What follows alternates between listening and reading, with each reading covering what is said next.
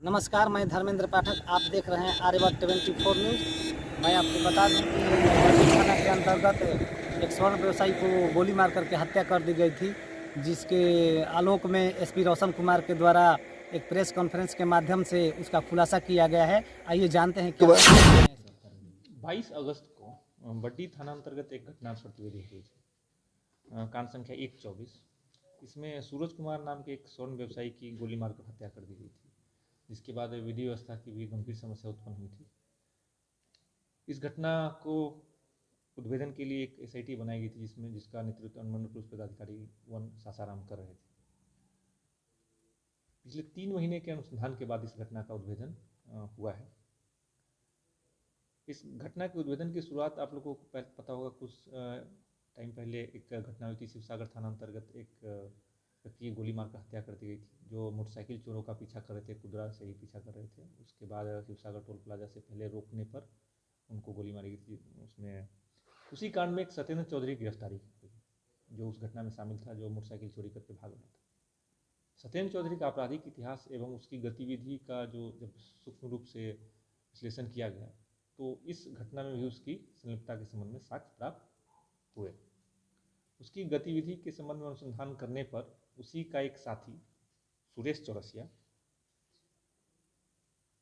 Pressure Ashok Chaurasia, जो लखनऊ से राय सासाराम का रहने वाला है, उसकी गिरफ्तारी की गई।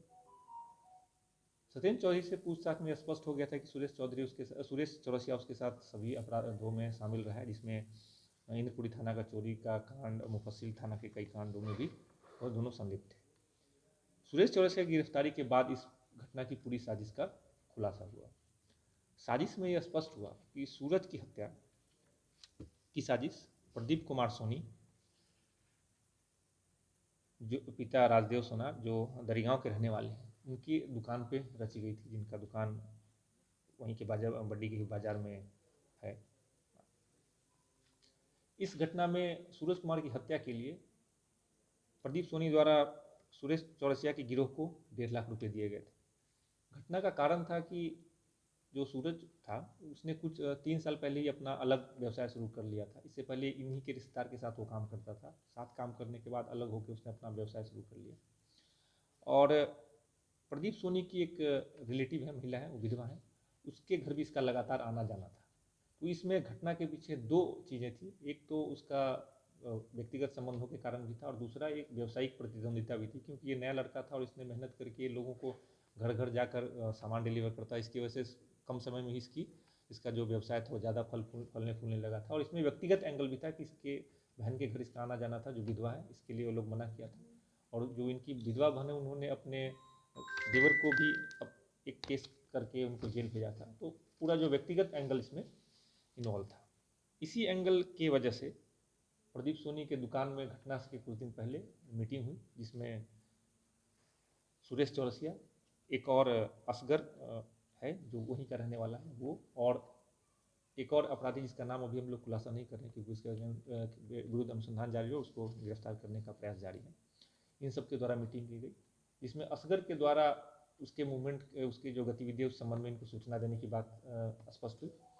और घटना के दिन जब सूरज अपने एक दोस्त के साथ अपने दुकान से निकला, उस समय से उसका पीछा किया जा रहा था। उसके पीछे एक और उसका दोस्त भी था। पीछा करने के दौरान इन्होंने देखा कि एक घटनास्थल से कुछ दूर पहले उसका दोस्त गाड़ी से उतर गया। उसके बाद सूरज अकेला हो गया। उसके बाद नहर के पास उसको पैर से मार के उसकी मोटरसाइकिल को गिरा के, उसके बाद इन 3 लोगों ने उसके साथ पहले मारपीट की, उसका जो सोना था उसके बाद छीनने की कोशिश। उसके बाद उसको उसी मारपीट और छीन छोड़ के क्रम में उसको गोली मार के वहाँ से फरार हो गया।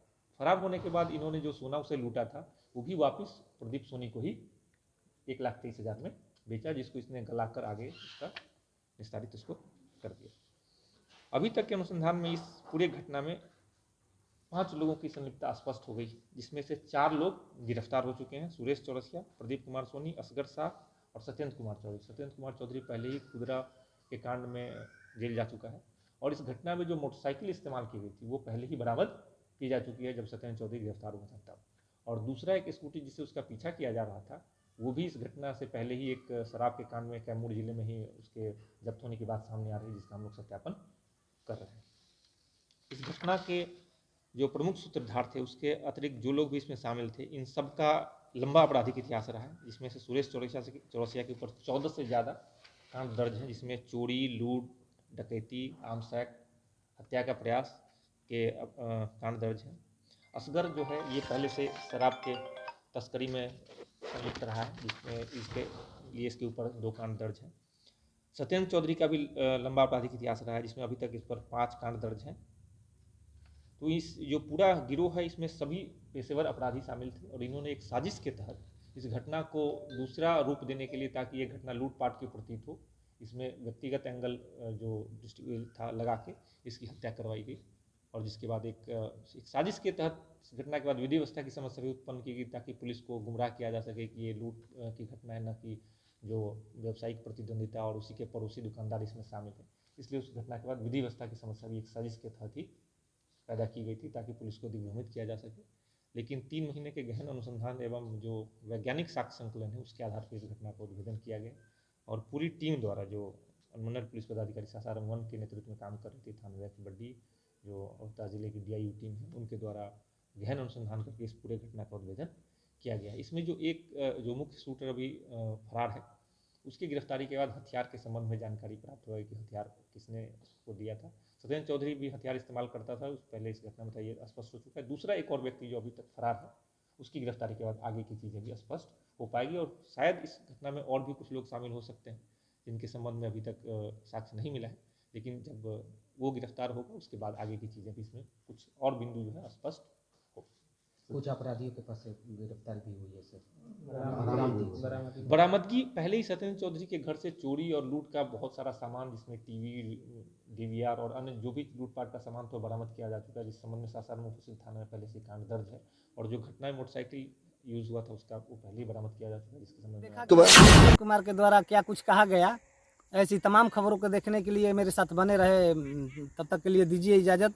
मैं आर्यावर्त 24 न्यूज़ से मैं धर्मेंद्र पाठक।